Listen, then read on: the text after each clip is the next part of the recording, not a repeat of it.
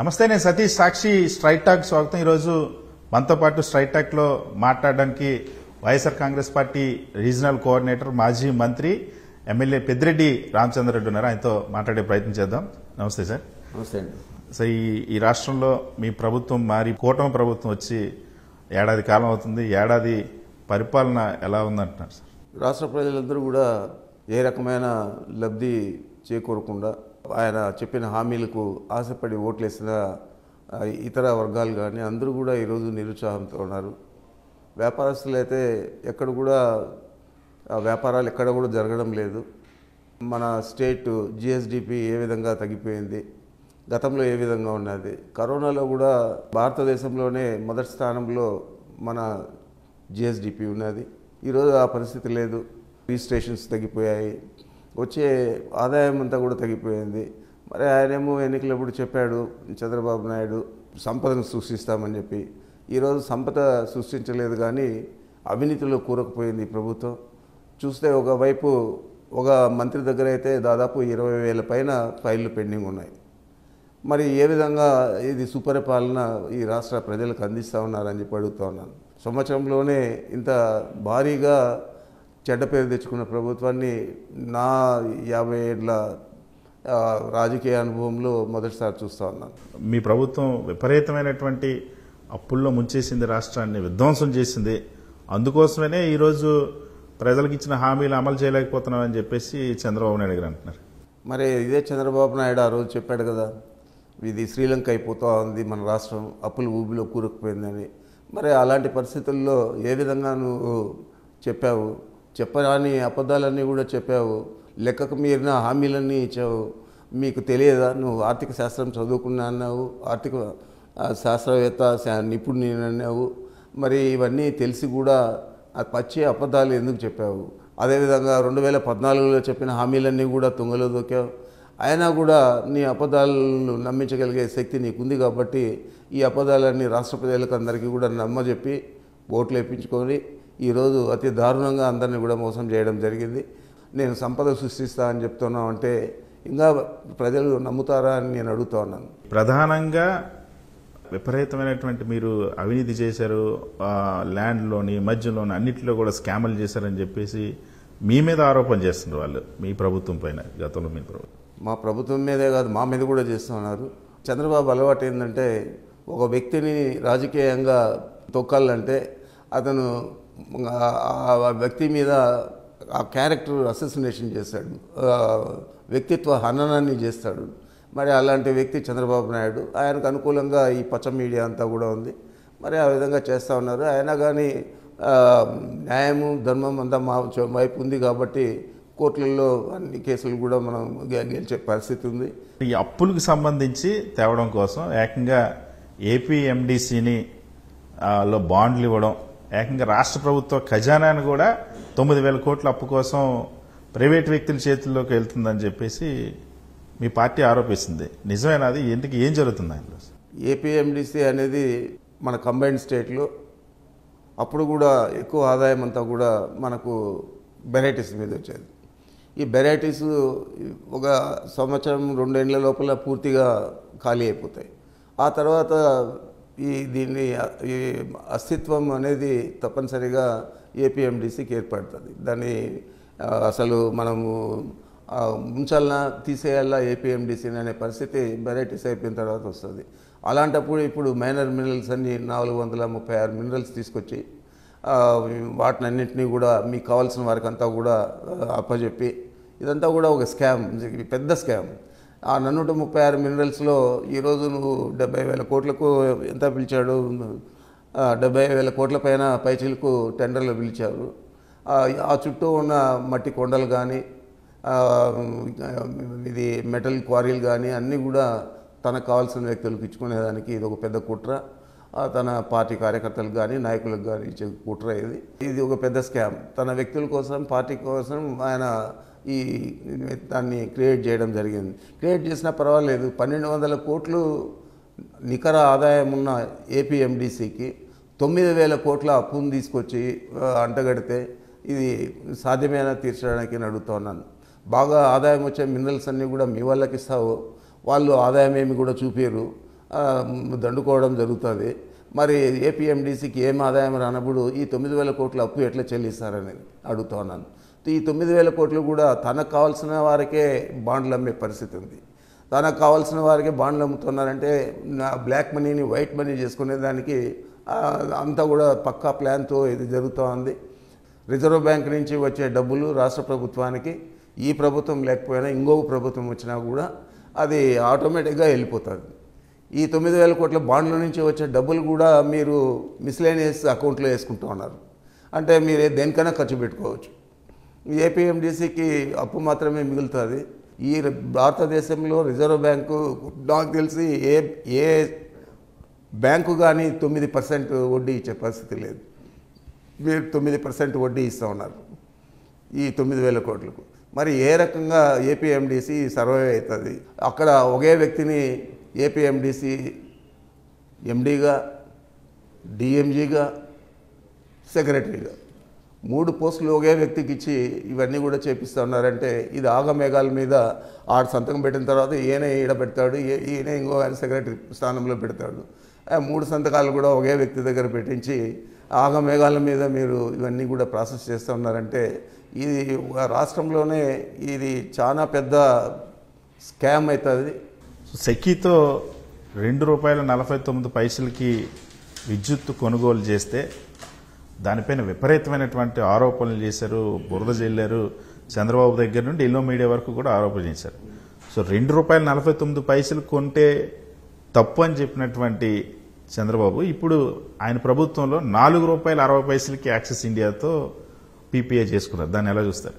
ముఖ్యమంత్రిగా ఉన్న మా నాయకుడు జగన్మోహన్ రెడ్డి గారి నేతృత్వంలో మేము ₹2.49 సెకీ నుంచి 7,000 మెగావాట్లు కొనేదానికి చేసుకోవడం జరిగింది.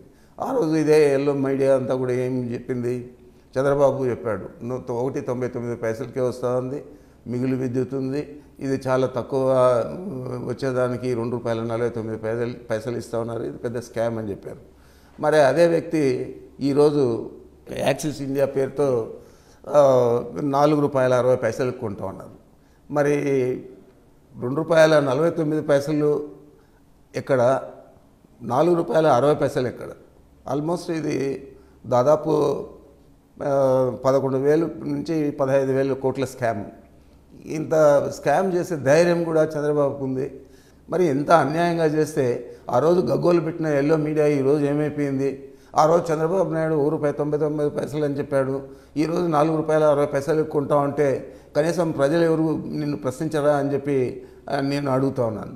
అదేవిధంగా 25 సంవత్సరాలకైనా ఒప్పందాలు చేసుకున్నాడు పీపీఎల్. అది ఉండేదే 5 సంవత్సరాలు. 5 సంవత్సరాలకు ఒకసారి పీపీఎల్ చేసుకునేది ఎప్పుడైనా డెమోక్రసీలో ఉంటుంది. దీన్ని 25 ఏళ్లకు చేసి రాబోయే ప్రభుత్వాలకంతా రుద్దడం ఏ విధంగా సమర్థనీయమని చెప్పి అడుగుతూ ఉన్నాను. ఇలాగా అన్ని వాటిల్లో కూడా చాలా అన్యాయాలు జరుగుతూ ఉన్నాయి. అమరావతి నిర్మాణాలలో అమరావతి గురించి మాట్లాడబోతున్నా సార్. అమరావతిని ఒక ప్రపంచ స్థాయి రాజధానిని మేము కడుతూ ఉంటే ఈ వైఎస్ఆర్ కాంగ్రెస్ పార్టీ చూసి ఓరవలేక అబద్దాలు ప్రచారం చేస్తుంది, అవినీతి అంటూ తప్పుడు ప్రచారం చేస్తుందని చెప్పి అంటున్నారు సార్. 2014-19లో 48,000 కోట్లకు పిలిచారు. ఆ పిలిచిన వర్క్స్ తప్ప వేరే పనులు ఏదైనా కొత్తగా మీరు తీసుకొచ్చారా? లేదు కదా. ఆ రోజు స్టీల్ కాస్ట్ కానీ సిమెంట్ కాస్ట్ కానీ అన్నీ కూడా ఎక్కువగా ఉన్నాయి. మరి ఆ రోజుల్లోనే 48,000 కోట్లు అంటే ఏం పెరిగాయని చెప్పి ఈరోజు మీరు 48 కోట్లను కాస్త 77,000 కోట్లకు తీసుకొచ్చారంటే ఏం కాస్ట్ పెరిగినదని తీసుకొచ్చారని అడుగుతా ఉన్నాను. ఈరోజు 52,000 కోట్ల అప్పు తెచ్చారు మీరు. 52,000 కోట్ల అప్పులో ఏడీబీ నుంచి 15,000 కోట్లు, కేఎఫ్డబ్ల్యూ నుంచి 5,000 కోట్లు, హడ్కో నుంచి 26,000 కోట్లు, సిఆర్డీఏ నుంచి ఆ సిఆర్డీఏ కమిట్ అయిన అప్పులు 21,000 కోట్లు. మరి గతంలో 47 కోట్లు కాస్త 77,000 కోట్లు చేసేదే కాకుండా ఈ డబ్బులన్నీ కూడా ఖర్చు చేసి ఈ రాజధానిని ఆ పట్టణాన్ని అంతా కూడా అభివృద్ధి చేస్తామని చెప్పే ఆలోచనతో మీరు పనిచేస్తూ ఉన్నారు. దీంట్లో ఏదైతే యాక్చువల్గా ఎక్స్పెండిచర్ అవుతుందో దానికి మీరు డబ్బులు చేసి చేస్తున్నారంటే ఇంత పెద్ద అవినీతి కుంభకోణం ఈ రాష్ట్రంలో కాదు, భారతదేశంలో కాదు, ప్రపంచంలో ఎక్కడైనా ఉంటుందని అడుగుతున్నాను. కిలోమీటర్ జాతీయ రహదారికి మనం ఖర్చు చేసేదంతా కూడా NHAIలో 20 కోట్లు చేస్తాం ఒక కిలోమీటర్. ఈరోజు ఏకంగా 50 కోట్లు పెట్టారు ఒక కిలోమీటర్ రోడ్లు. అంటే నేను 100% మైనస్ చేస్తే కూడా, దాంట్లో పని చేస్తే కూడా ఇది మిగులుతుంది అని చెప్పి మీరు మొబిలైజేషన్ అడ్వాన్స్ క్రియేట్ చేశారు. అంతకుముందున్న టెండర్ సిస్టమ్ అంతా కూడా మార్చేశారు. ఈ మొబిలైజేషన్ అడ్వాన్స్ 10% ఇస్తూ ఆ 10% ఏకంగా అగ్రిమెంట్ చేస్తానని 10% తీసుకొని చంద్రబాబు నాయుడుకి ఇవ్వాలి. మరి ఇది కొన్ని సంస్థలు అనుమతిస్తాయి, కొన్ని సంస్థలు అనుమతించవు. కాబట్టి మీకే తెలుస్తుంది రాబోయే రోజుల్లో ఎవరెవరు ఎన్నికెళ్తారు దీంట్లో అని చెప్పి, ఎవరెవరు చేస్తారనేది కూడా మీకే తెలుస్తుంది. మీరు కాంట్రాక్ట్ రంగంలో మీకు చాలా ఎక్స్పీరియన్స్ ఉంది, చాలా పెద్ద పెద్ద వర్క్స్ చేసినటువంటి ఎక్స్పీరియన్స్ ఉంది. ఒక ఎస్ఎఫ్టీ 9,000, 8,500కి నిర్మాణాలు ఎప్పుడైనా మీరు చూడడం కానీ, చేయడం కానీ, వినడం కానీ జరిగిందా? ఇప్పుడు అమరావతిలో కడుతున్న బిల్డింగ్ లాగా ఒక కిలోమీటర్ రోడ్డుకి 50 కోట్లు పెట్టినటువంటి సందర్భాలు గతంలో ఎప్పుడైనా ఉన్నాయా సార్? ఉంటే మేము ఒక సంవత్సరం కాంట్రాక్ట్ చేసి వదిలేస్తుంటే కూడా ఆ డబ్బులు జీవితకాలం మా కుటుంబానికి సరిపోతుంది. కన్స్ట్రక్షన్ కాస్టే 11,000 రూపాయలు ఉంటే అది ఏ విధంగా సమర్థనీయం? ఆ 11,000 కాస్ట్ కాస్త ఇప్పుడు ఈ అంచనాలు పెంచిన దాన్ని చూస్తే 20,000 దాకా వస్తుంది. 20,000 రూపాయలు స్క్వేర్ ఫీట్కు పెట్టారంటే ఇది కూడా 7th వండర్ అంటే 8th wonder of the world. ఎందుకంటే ఆయన అన్ని వండర్సే క్రియేట్ చేస్తూ ఉన్నాడు కాబట్టి అవినీతిలో తప్పకుండా ఇది పెద్ద అవినీతి కుంభకోణం అవుతుంది.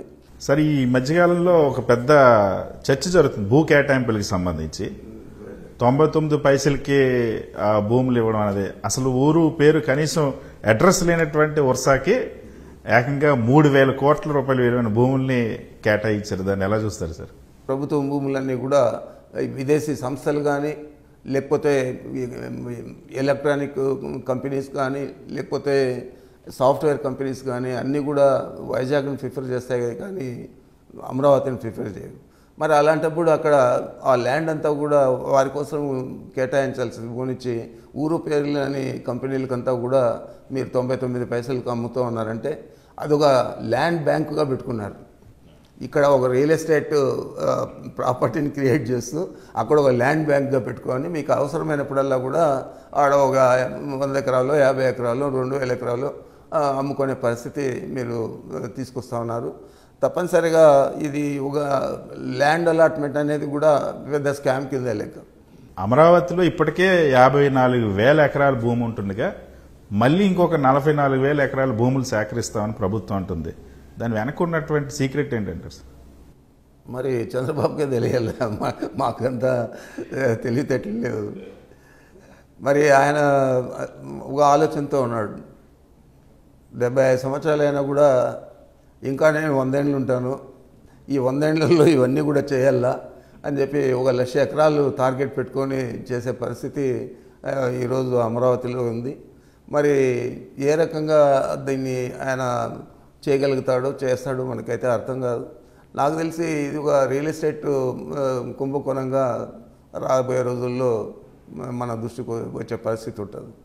చిన్న చిన్న మొత్తాల దగ్గర నుంచి 100 కోట్లు, 1000 కోట్లు దాకా అవినీతి జరుగుతూ ఉంది. ఒకవైపేమో ఈ విధంగా దోచుకుంటూ ఇంకోవైపేమో ప్రతిపక్షం మీద పడి ఏడ్చే పరిస్థితి ఈరోజు కనిపిస్తూ ఉంది.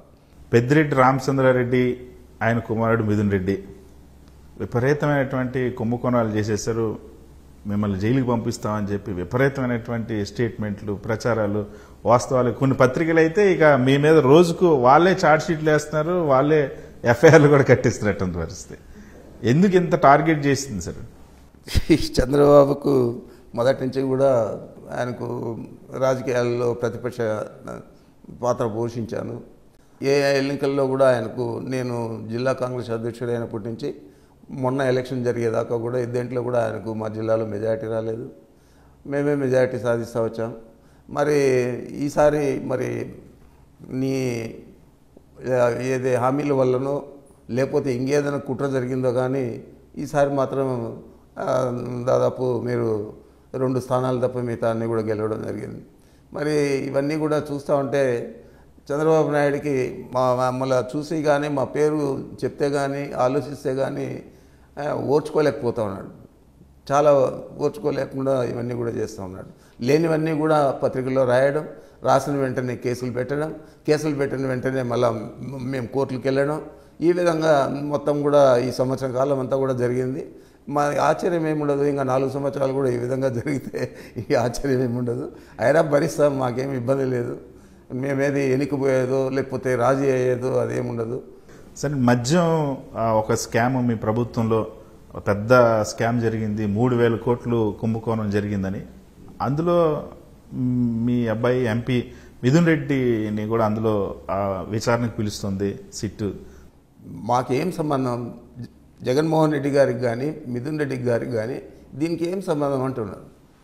ఏదైతే బెవరేజెస్ కార్పొరేషన్కి ఇచ్చారు వారు నడిపారు మొత్తం కూడా. మరి ఏదైనా లోతుపాట్లు ఉంటే వాళ్ళకి తెలియాలి, కానీ ఇది ప్రభుత్వానికి అంటగట్టడం కానీ లేకపోతే ప్రభుత్వంలో బాధ్యతాయుతంగా ఉన్న వ్యక్తులకు అంటగట్టడం కానీ చాలా అంటే ఒక పద్ధతి ప్రకారము అనగదొక్కాల ప్రతిపక్షాన్ని, ఈ ప్రతిపక్షం లేకుండా చేయాలని చెప్పి ఆలోచన చేస్తున్నారు. సార్, మదనపల్లిలో ఒక ఫైర్ యాక్సిడెంట్ జరిగితే సబ్ కలెక్టర్ ఆఫీస్లో అది మొత్తం పెద్దిరెడ్డి రామచంద్రారెడ్డి చేయించారు, భూముల రికార్డులన్నీ తగలబెట్టిచ్చేశారని చెప్పి అదొక ఆరోపణ చేశారు. ఇప్పుడు ఏం జరుగుతుంది సార్ అందులో? 1 సంవత్సరం రోజులు అవుతా ఉంది. ఈ సంవత్సరం రోజుల్లో ఏదైనా మీరు దాని నుంచి ఆలోచన చేస్తారా? తప్పు జరిగిందా, లేకపోతే అదృష్టంగా జరిగిందా, లేకపోతే అధికారులదా, లేకపోతే నాకు సంబంధం ఉందా అనేది ఆలోచన చేశారా అంటే ఈ రాష్ట్ర ప్రజలందరూ కూడా చెప్తారు నాకు సంబంధం లేదని. ఒక వ్యక్తి పోలిగ్రాఫిక్ టెస్ట్ చేస్తే దాంట్లో కూడా అతను చెప్పాడు నాకు పెద్దిరెడ్డి గారికి సంబంధం లేదు, అది ఎవరికి నాకే సంబంధం లేదు, అదృష్టంగా జరిగింది అని చెప్పి నేను చెప్పారు, యాక్సిడెంట్లుగా జరిగిందని. మరి అలాంటి స్టేట్మెంట్లు వస్తే కూడా ఇంకా కూడా వాటి మీద మీరు ఎంక్వైరీల మీద ఎంక్వైరీలు వేయడం, కేసుల మీద కేసులు పెట్టడం, ఏం సాధించారని అడుగుతా ఉన్నాను. సార్, ఆఖరికి మీరుంటున్న ఇంటి మీదకి సర్వేకి పంపిస్తూ ఉన్నారు. మీకు మీ గెస్ట్ హౌస్కి సంబంధించి భూములు ఆక్రమించేశారంటూ దానిపైన అధికారులు పంపిస్తూ ఉన్నారు. ఏం వదలలేదా సార్ ఇంకా? ఏది చేసినా కూడా భరించే శక్తి మాకుంది కాబట్టి మేమేమి ఎనికిపోవడం లేదు. మరి ఫారెస్ట్లో అని చెప్పారు. ఫారెస్ట్లో నిజంగా మేము ఫారెస్ట్ ల్యాండ్ ఆక్యుపై చేసుకుంటే మీరే చెప్పారు, మీ ఎల్లో మీడియా చెప్పింది 24 ఎకరాలు 100 ఎకరాల పైన ఆక్యుపై చేశారని. మళ్ళీ మీరే చెప్పారు 75 ఎకరాల 46 సెంట్లు అని చెప్పి. ఆ 75 ఎకరాల 46 సెంట్ల కంటే ఎక్కువ ఉంటే యాక్షన్ తీసుకోండి. ఇప్పుడు మరి ఎందుకు తీసుకోలేదు ఇన్ని రోజులు? అదేవిధంగా మఠం భూములు అంటున్నారు.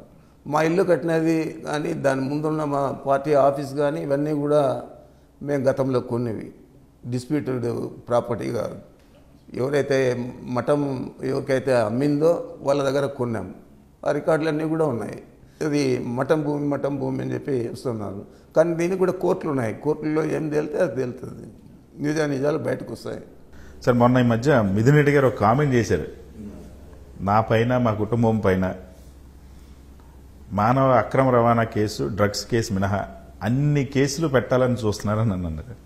అంత దారుణంగా టార్గెట్ చేస్తున్నట్టు అన్నారు. మేము దానికేమీ చింతించడం లేదు, పశ్చాత్తాపడడం లేదు. మాకు ఇవన్నీ తెలుసు. అందరికంటే ఎక్కువ చంద్రబాబు గురించి నాకే తెలుసు, అతను ఏ విధంగా స్పందిస్తాడు మా మీద. కాబట్టి ఇంత టార్గెట్ చేసినా కూడా మేము పోరాడతాము. ఏది వచ్చినా కానీ మంచి అయినా చెడ్డ అయినా కానీ భరించే శక్తి మా కుటుంబానికి ఉంది. సరే, జగన్మోహన్ రెడ్డి గారికి పక్కన ఎవరైతే సపోర్టివ్గా ఉన్నారో వాళ్ళందరినీ టార్గెట్ చేస్తున్నారు. అందుకోసమే పెద్దిరెడ్డి రామచంద్రారెడ్డిని, మిథున్ రెడ్డిని టార్గెట్ చేస్తా ఉన్నారు. ఈ టార్గెట్ ని ఎదుర్కొంటారా సార్? జగన్మోహన్ రెడ్డి గారి కోసం మమ్మల్ని టార్గెట్ చేస్తూ ఉన్నారని నేను అనడం లేదు. ఎందుకంటే జగన్మోహన్ రెడ్డి గారిని కూడా టార్గెట్ చేస్తున్నారు. మమ్మల్ని టార్గెట్ చేస్తే ఆయన టార్గెట్ చేసినట్లు. మేము అన్నిటికీ సిద్ధంగా ఉన్నాము. ఏదైనా ఎన్ని ఇబ్బందులైనా ఇంతకుముందే చెప్పాను, మేము రాజకీయాల్లో జగన్మోహన్ రెడ్డి గారు ఉన్నన్ని రోజులు ఎన్ని సంవత్సరాలు ఉన్నా మా కుటుంబం ఒకవేళ మేము లేకపోయినా మా బిడ్డలు కూడా జగన్మోహన్ రెడ్డి గారితో నడుస్తారు తప్ప మేము పార్టీలు మారడము లేకపోతే నమ్మక ద్రోహం చేయడము అలాంటివి చంద్రబాబు చేసినట్లు చేసే పరిస్థితి మాకు లేదు. సరే, ఇవాళ వైఎస్ఆర్ కాంగ్రెస్ పార్టీ 11 సీట్లకే పరిమితం అయిపోయింది. ఇక భవిష్యత్తులో ఎప్పటికీ కూడా అధికారంలోకి వచ్చే అవకాశం లేదు, మీరు పార్టీకి తాళాలు వేసేసుకోవాల్సిందని చెప్పి తెలుగుదేశం పార్టీ రోజు ఆరోపిస్తుంది. ఇప్పుడు ఎంత మీ ఓట్ల శాతం ఎంత? సీట్ల కదా దేవుడు ఎరుగు. ఓట్ల శాతం ఎంత? మాకు వచ్చిన ఓట్ల శాతం ఎంత? 40% పైన మాకు వచ్చాయి. కేవలం 20 లక్షల చిల్లర ఓట్లు వచ్చింటే తారుమారయ్యేది ఫలితాలు. మరి అది తెలిసి ఆయనకేమీ అనుభవం లేదా చంద్రబాబుకు? అది తెలిసి ఇలాంటి వాగడం అనేది హాస్యాస్పదం. తప్పకుండా ఎంత ఎక్కువగా అనగొదుకుతారో అంత ఎక్కువగా అది పైకి వస్తుంది. ఒక బాల్ను కిందికేసి కొడితే ఎంత పైకి పోతుంది, ఇంకా గట్టిగా కొడితే ఇంకా అంత పైకి పోతుంది. అదే ఫలితాలు రాబోయే ఎలక్షన్లో వస్తాయి. సార్, కింది స్థాయిలో కార్యకర్తల్ని కూడా బాగా టార్గెట్ చేయడం, కార్యకర్తలపైన కేసులు పెడతా ఉన్నారు, చిన్న చిన్న లీడర్ల పైన కూడా కేసులు పెడతా ఉన్నారు, గతంలో కంటెస్ట్ చేసిన వాళ్ళపైన కేసులు పెడతా ఉన్నారు. వాటన్నిటిని తట్టుకొని నిలబడేటువంటి అవకాశం ఉందా సార్ మీ పార్టీ? ఈ సోషల్ మీడియాలో యాక్టివ్గా ఉన్న వ్యక్తుల మీద ఒక్కొక్కరి మీద ఎన్నెన్ని కేసులు పెట్టారు. అయినా కానీ ఎవరు కూడా చెల్లించకుండా ఇంకా ఎక్కువ పట్టుదలతో పనిచేస్తూ ఉన్నారు. అంటే ఆ విధంగానే కార్యకర్తలను కూడా టార్గెట్ చేస్తూ ఉన్నారు. రాబోయే రోజుల్లో ఎన్నికల ఫలితాలు తారుమారైతే కార్యకర్తలందరూ కూడా ఈ వీధుల్లోకి వచ్చే పరిస్థితి కూడా ఉంటుంది. అది రాకుండా చూసుకునే పరిస్థితి మా నాయకుడు చూసుకోవాలి తప్ప లేకపోతే ఎవరు కూడా పార్టీ కార్యకర్తలు వినే పరిస్థితి కూడా ఉండదు. ఈరోజు అన్ని దారుణాలు చేస్తూ ఉన్నారు. సరే, ఇవాళ వైఎస్ఆర్ కాంగ్రెస్ పార్టీ ఓటమికి గల కారణాలు సమీక్షించుకుంటుందా? ఏమైనా తప్పులను గుర్తించిందా? ముఖ్యంగా కార్యకర్తలకి పార్టీకి మధ్య గ్యాప్ వచ్చిందన్నటువంటి ఒక విమర్శ ఉంది. దాన్ని ఎలా ఓవర్కమ్ చేయబోతున్నారు భవిష్యత్తులో? మొట్టమొదటి నెల నుంచి కూడా ఎన్నికల మీద ఫలితాల మీద సమీక్ష చేశారు జగన్మోహన్ రెడ్డి గారు. అదేవిధంగా ప్రతి వారం కూడా సమీక్ష చేస్తూ ఉన్నారు. జిల్లాల వారీగా చేస్తూ ఉన్నారు, నియోజకవర్గాల వారీగా చేస్తూ ఉన్నారు. మనము ఏ విధమైన చర్యలు తీసుకోవాలా, ఏ రకంగా పార్టీని తిరిగి మనం ప్రజల దగ్గరికి ప్రజల హక్కును చేర్చుకునే విధంగా పనిచేయాలని అని చెప్పి ఆలోచన చేసే పద్ధతి ఈరోజు మా పార్టీలో నెలకొనింది. రాబోయే 4 సంవత్సరాల్లో వైఎస్ఆర్ కాంగ్రెస్ పార్టీ ప్రయాణం ఎలా ఉండబోతుంది? యాక్షన్ ప్లాన్ ఏంటి సార్? తప్పనిసరిగా మేము ప్రజలకు దగ్గరగా పనిచేయాలా, కార్యకర్తలందరినీ కూడా ఆదుకునే విధంగా పనిచేయాలా. అదేవిధంగా పార్టీలో చిన్న చిన్న స్పర్ధలు ఉన్న నియోజకవర్గాల్లో అక్కడ సమన్వయం పరుచుకొని వాళ్ళందరినీ కూడా కార్యోన్ముఖులు చేయాలా.